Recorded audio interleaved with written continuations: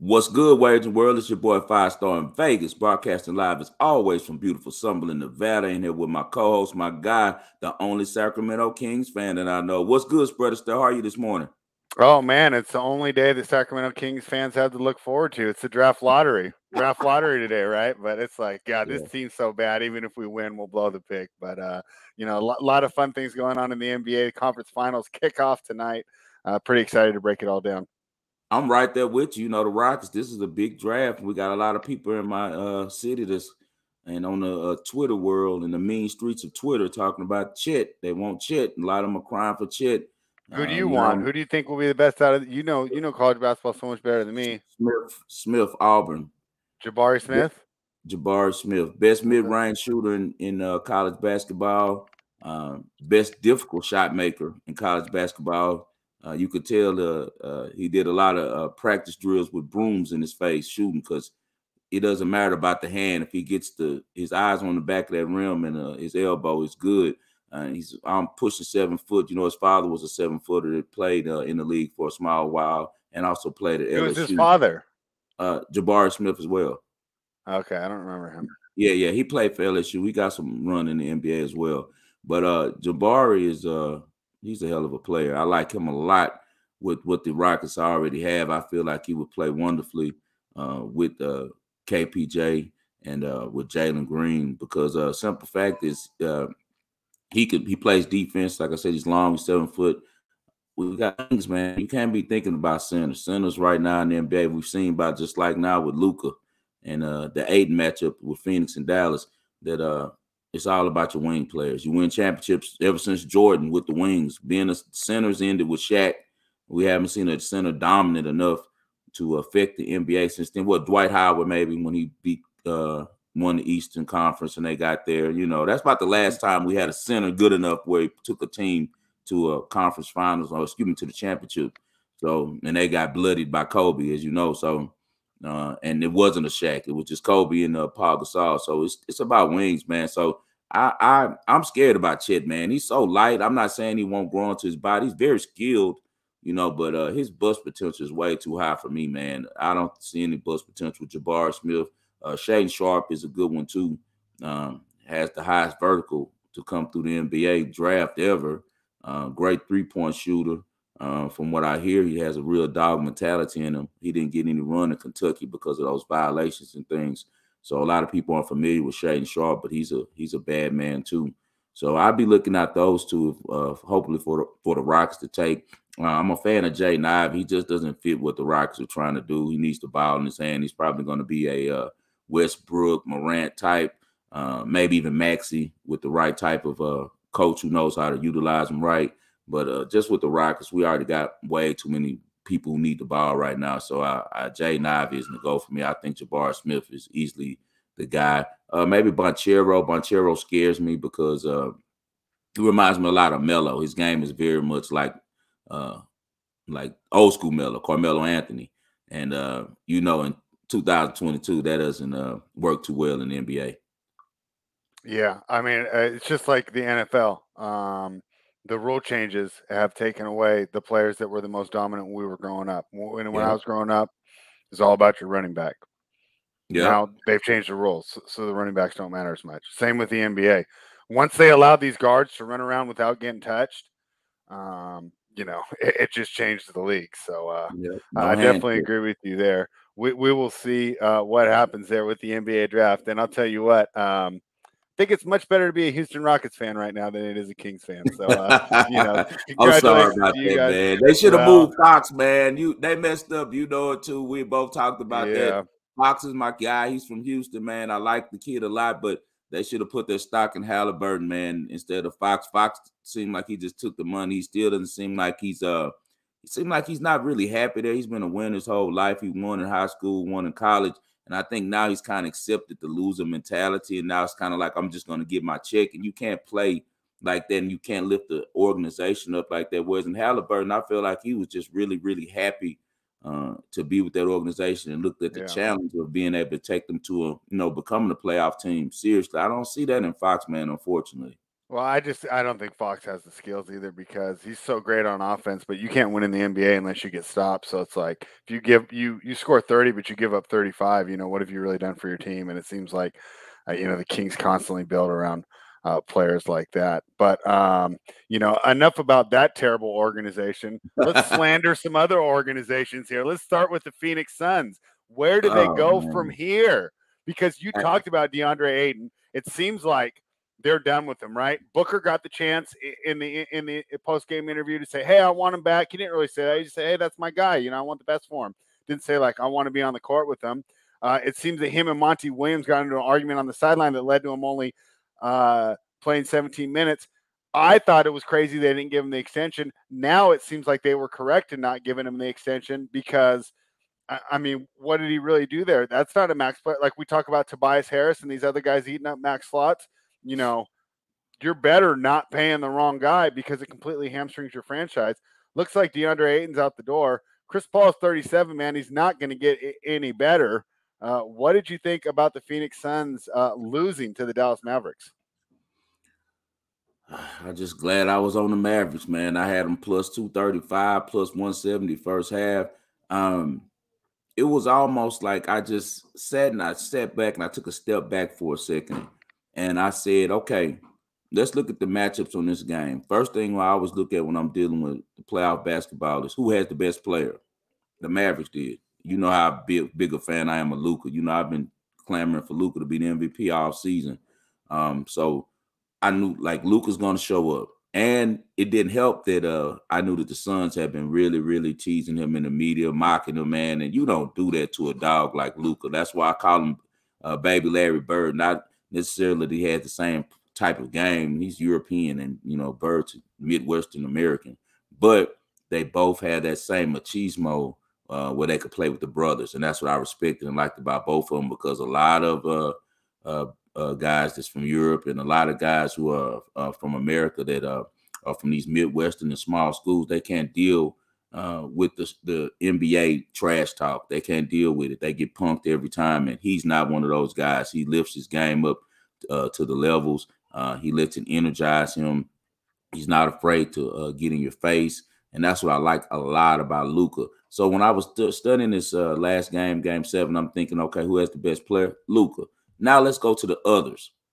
When you think about it, man, the Suns have been pretty pedestrian all year. It's just that they play great team ball. But besides Booker, who for the Suns just jumps off the paper to you as a difference maker? Nobody. All just good B players, So that stood out to me, and I was like, nah, I got to roll with the Mavericks. And then Kidd against Monty Williams. You saw the adjustment by Kidd. Great job of having his team ready.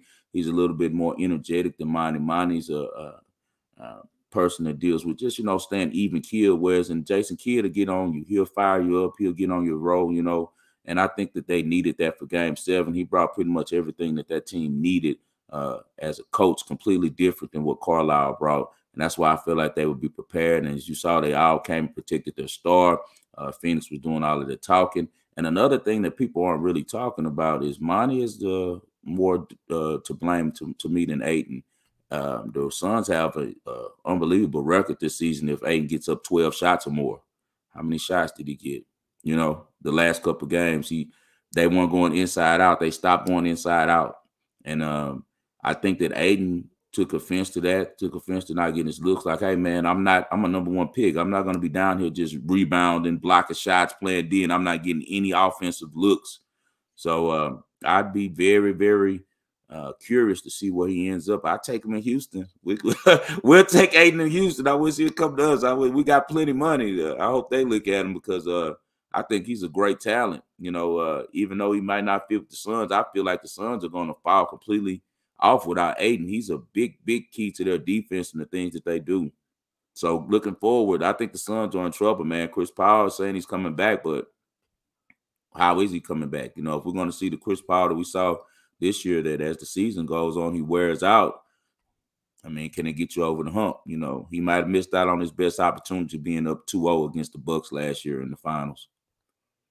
I mean, yeah, the guy misses tons of opportunities, and I'm sick of that nickname. It's not even top 5. It's just so stupid. Oh, man. Don't call him that. Yeah. It's absolutely terrible. And a grown man calling him that. Yeah. I'm over that nickname. And you know what was funny to me? I forgot about it, but the clip started going around Twitter. Do you remember when Devin Booker was getting doubled in open gym and complaining about it? And Joakim Noah is just barking back like it's part of the game. It's part of the game. And he goes, we're here to work on our game. And then they double team him and he still doesn't know what to do. It's like, bro, because you're not working on it. Like that team's got so many flaws. And boy, a 64-win season that they have to feel like they blew a great opportunity because the West is only going to get better. So, yeah, it'll be interesting to see where the Phoenix Suns go from here. But, you know, I think that they could be in for some turmoil and some trouble. For the next series, I got to give you your props. I was on the Bucks the whole time. You were on the Celtics.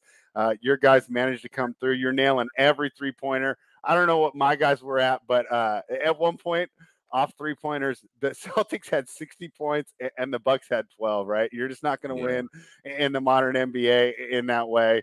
And some of them were open looks that they didn't knock down, but you got to give the Celtics credit. And Giannis just looked like so frustrated. Like, man, what do I have to do, guys? 25 and 20. What an effort. 25 What do I 20. have to do, right? Yeah. He's the only one making shots. He's the only one out there. To me, he's still the best player in the league regardless. But you brought it up before the show, and I'll go ahead and let you reiterate it right now here. It just proves this is not a one-man game. We're not playing one-on-one. That's why when ESPN says it's Tatum versus Butler tonight, no, it's the Celtics versus the Heat because Giannis was the best player on the floor and the team lost. So credit to the Celtics, but what were your thoughts on that series?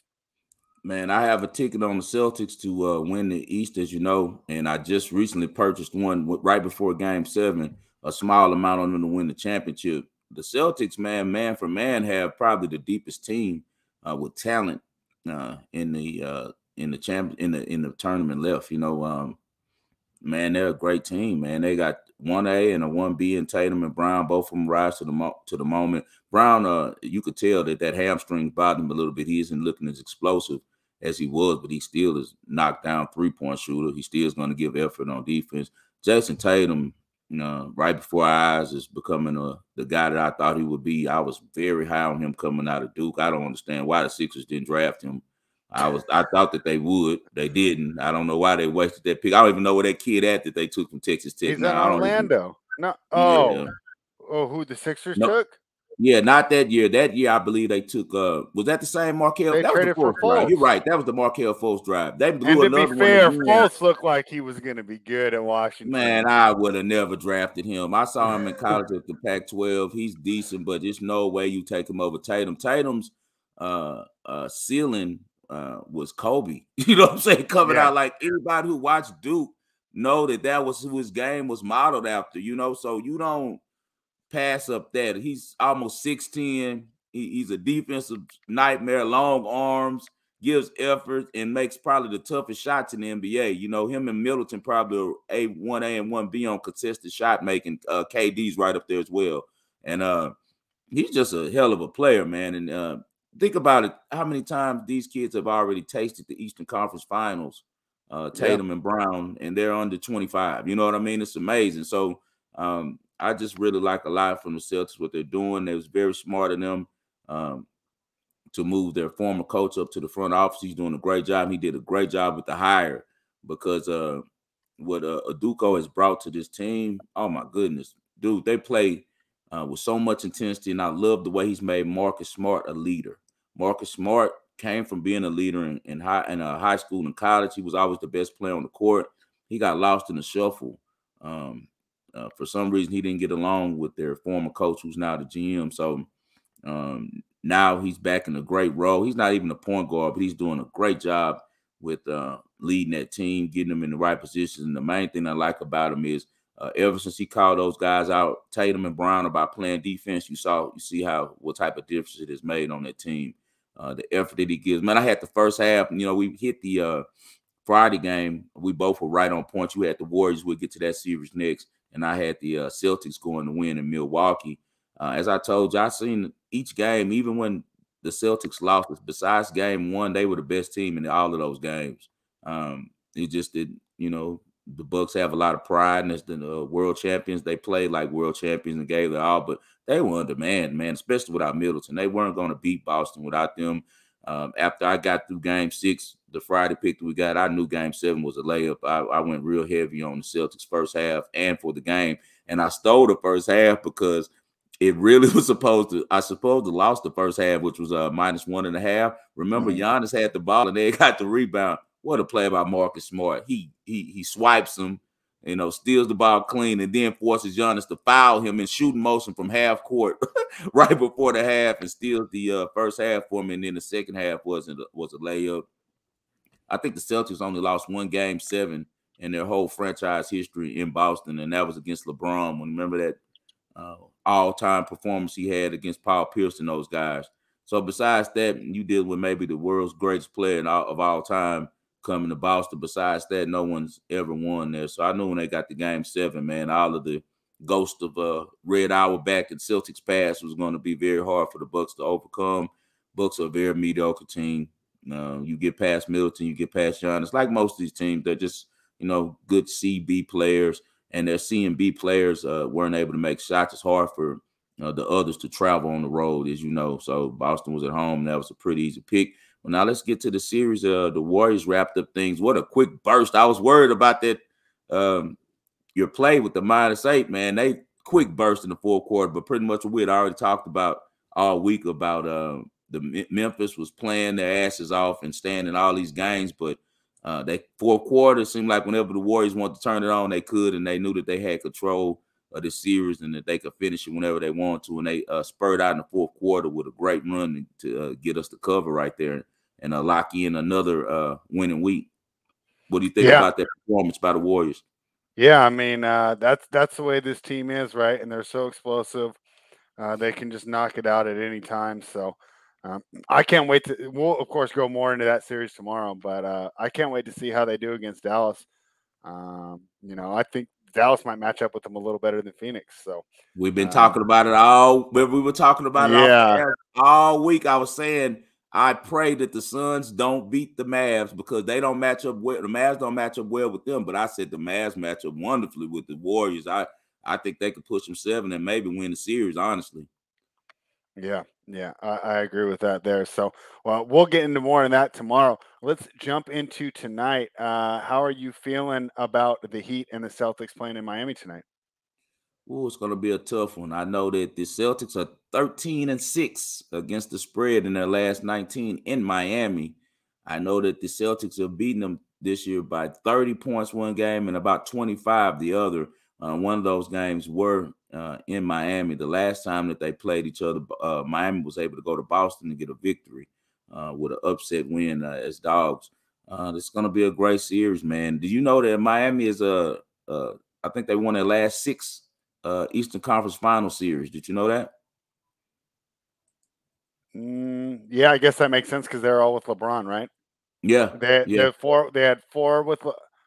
So they had 1 with Dwayne Wade and Shaq, then 4 with LeBron, then the 2020, right? Yeah.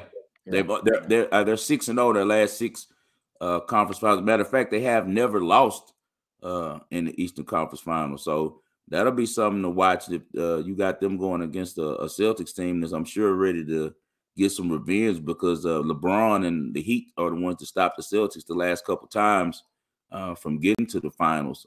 Proud franchise. This just is going to be old school Eastern Conference basketball. Both these teams put defense first. Both their coaches are brilliant. They'll have both teams ready far as from the X and O's point of view. I'm excited to see what goes on. I still think as the series goes, Boston will win because I think Boston has the better team, man for man. And the Heat are dealing with some injuries right now. They're banged up in a couple places. You got Lowry. I don't think he's going to even play this series, maybe. And you got Strus is hurt. Vincent is hurt. Vincent is, you can see it. Vincent was lights out shooting a 3 during the regular season. He's been brick city all playoffs. And Strus is banged up a little bit too. But I don't have a side on there. I'm going to play a player prop on that game. Go on and give them your spiel on this game. Then I'll give them the prop. Yeah, and I know you're probably worried about me here going against the Celtics again. And I'm not even saying that I necessarily like the Heat to win the series. But I think that's just we talk about letdown spots, and it's not like a regular season letdown spot where I think the team's going to overlook them. I think coming off 2 emotional wins, though, it is hard to get back up. Where the Heat, were kind of just in steamroller mode, right? They were able to just play their normal minutes. Wasn't a lot of emotional or physical stress in that series to beat the 76ers. They do have more rest as well. I think they open up tonight and get this game 1 victory. And then, we're going to take a look at it. After the Heat win game 1, there might be a real lucrative price on Boston to win the series. So that's the way that I'm approaching it right now. But we know this Miami team plays really well at home. I had the number and I was looking for it real quick, and I should have screenshotted or something, but I missed it. But teams off the game 7 win are like 40% against the spread in the first game of the next series. And I think because, like I said, it's not like they're not going to try hard or whatever, but it's just like, how much emotion do you have in the reserve? How much physical do you have in the reserve? Not to mention, it's a completely shift of gears, right? Against Milwaukee, you have to stop one guy, and then the rest of the guys weren't really that potent. Miami's a little different, right? They're a much more balanced team, and there's not going to be those just free minutes. Like when Giannis was on the bench, those were free minutes for the Celtics. Yeah. You're not getting that against Miami, even when Butler's on the bench, even when Bam's on the bench. This team knows what to do. The depth is so good. Oladipo's done great in his role here. Strus had a big game, of course, to defeat the 76ers. So I expect more from him. But the thing is, they're not dependent on any of these guys, right? If Vincent's not playing well, okay, they can work around that, right? Be interesting to see if Duncan Robinson comes in more in this series. They went away from him last series, and I think it'll really indicate Miami Heat's plan for him and whether or not he'll be on the trading block. I personally am guessing that it was a matchup thing and they just don't want people for Harden to target. But against Boston, because they don't have the same like scoring guards, they're going with the forwards. Maybe we see a little more Robinson out there, give the Heat a little more shooting. But regardless, I do like the Heat to get things done tonight, get off to an early series lead. And I took Al Horford to go under 10.5 for the very reasons that you said. They're coming off of game 7. As you saw, he had some unbelievable performances. But the last game, and he fell off a little bit in the game before that. I think he scored 6 points in that win at Milwaukee when the Jason Tatum game. And then game 7, I believe he had 2 points. He's going to be back, especially in this game, having to worry about holding Bam. He also had PJ Tucker, I'm sure, on them a lot. I don't think Al Horford gets off this game. Spoelstra's a pretty smart coach. As you know, the Heat are the #1 team defending the 3-point shot in the NBA. And Al Horford is getting most of his money nowadays from the 3-point line. I wouldn't be surprised if he goes over 1.5 on 3-point shots, but I don't see him getting to the 10, maybe right at 10 points for the whole game. He won't get that much usage tonight just because the type of defensive team Miami is. They're very smart. They watch a lot of film. There's no way that they're going to be giving Horford wide open shots and all that stuff. And also, Horford is not a spring chicken. He's going to be wearing down a little bit from all the usage from last series. So I expect a down game from him. Robert Williams is playing tonight also as well, right? Let me double check that. I assume so. Yeah, I believe he is. He's in. Marcus Smart's questionable, which surprises me. And then the Heat loaded up this sheet, but it never seemed to mean a lot. They put Caleb on. They always do that. And Vincent. They I don't know always why. do that. Like, do you remember when Belichick was doing that because they fined him one time? So he started putting like 25 people on. I'm like, is Spoelstra like having phone calls with Belichick? Like, is it something? I could see that. I could definitely see that. He probably is one of his mentors. They seem like they probably hang out smart enough to go try to get some, some information from him. And the coaches will help a different sport. He's not worried about Spoelstra beating him. Yeah, exactly. He helps guys who's not in his way. Belichick is because him and Saban real tight like that too. Belichick is loves Florida, so I'm sure he might probably come to a lot of the games. He's probably just in the suite and we don't know it, but he's in Florida all the time in the off season. That's where he's at all the time. So I could very much see that because he's definitely playing bluff, putting all those guys on the injury. Like, come on, man. We know Kyle Lowry's the only one that's really not going to play. Everybody else is okay. I think he's done for a while. When he was out there, those minutes were hurting the team.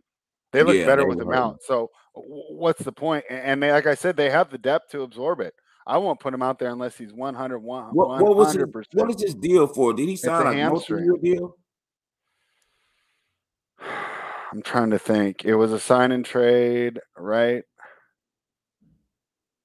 I won't be surprised if he I think he has 1 or 2 more seasons left. I wouldn't be surprised if he walks away this year. I wouldn't be surprised. He's done everything he needs to do. You know what I mean? So I think he'll play out his contract.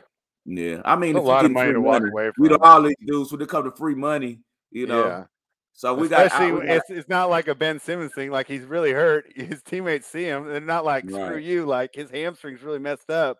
The MRI is going to show it. So he'll probably play his contract out. But yeah, you know, definitely not the impact they were hoping to have there with him. But I think this team is so deep and so well coached. And hey, this is going to be a challenge for Udoka. I thought Udoka made all the right moves in the last series against Budenholzer, who I rank higher than most, but I still don't have him that high, and most people don't have him that high.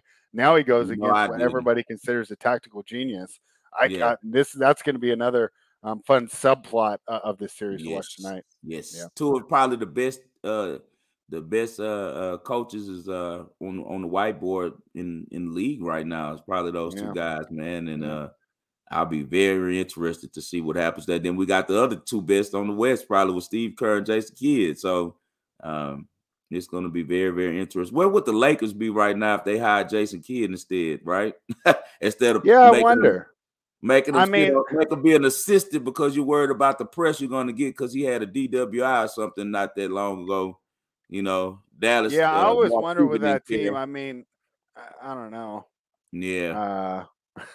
I think he would empower LeBron a little bit more. I think they would have had a better record. Real quick before we get off, what you think about Pat Beverly's comments yesterday on ESPN? It sounded like it blew the Twitter world up before I went to Twitter jail. If you guys looking for him, I'll be back next Monday. Oh, that's ridiculous, man. I can't believe they just kicking people off like that. So terrible. It's crazy. It's okay. I don't even care. You know what I'm saying? I just care about people getting this information. Can you read your timeline? Nothing. So you can't even so if I tweet, you don't even see it? I can't see anything because what happened is I'm embarrassed. It's not even, I'm not gonna even blame the guy. I'm gonna blame myself because I have no business arguing with somebody with 0 followers, you know, and I know he's completely a troll. And he said some things that kind of irritated me, and you know me, I kind of have a problem with addressing things. But I addressed him through the DM, and he still reported it. Unbelievable. Yeah, so they think I'm bullying. So I guess I'll just from now on, if you guys say if I get any negativity on Twitter, I would just block you. I'm no longer engaging in any conversation, anything else. My wife's highly teed at me because she's like, you know better than that. You know better than that. When they go low, you go high. I say, okay. You know, I'm sorry, I'm from around the way. When you go low, we go lower. I have to work on that, man. But Pat Bev said some crazy things about CP3, but he also said that what we were talking about, he said that Harden's a prideful guy, and he said he believes Harden's gonna bounce back from this and that he's gonna go get in shape this offseason. He got $40 million reasons why, right? Yeah, the rumor today is they're not going to offer him the max. So if he's not going to get the max, then my guess is he just takes the player option and then tries to prove he's worth the max this season. Yeah, I can see that. We'll see how it goes. Yeah, Pat Bev, that stuff makes for great radio. And I actually stopped. I told you yesterday I was out hiking. I stopped and I actually listened to it at one of my spots where I get reception, and I was laughing. So it makes for good TV, but you know. I don't know. He definitely has a hard on for CP3. Now we know CP3 isn't all that is like it used to be, but he was going a little bit far. I'd have to admit. Yeah. But maybe he realized in his career almost done too. If he wants to get on that inside the NBA set, that's how you do it. Coming out there and being diplomatic's not going to help you. Get him replacing Kenny. Yeah, let's throw him and Draymond on there. I'm down. Draymond replacing Barkley. They hate each other. It'll be great. Yeah, let's do that. So yeah, man. We appreciate you guys for tuning in. As always, we're on SCOON TV Monday through Friday. Subscribe to SCOON TV. Follow my guy Spread at Spread ASTAIRE on Twitter, and also subscribe to his YouTube channel, which is Spread ASTAIRE. Subscribe to my YouTube channel, which is 5-Star in Vegas Sports Investment. And please follow me on Twitter at 5-Star in Vegas. If you see it as suspended right now, I'll be back next Monday. It's okay. Just follow my guy Spread. He'll be posting all the shows. and you guys will be seeing me daily. And I apologize for you guys missing my breakdowns during the game. I like to send out a lot of stuff, and people like that a lot, of me giving my breakdowns of the games as they're going on. And it's okay. I'll be back Monday. I apologize. I let someone get me off my game, man, and I know better than that as a grown man. So it's all on me. I don't even blame the troll. You guys have a great day on Monday today, and the best of luck to y'all. We'll see you tomorrow.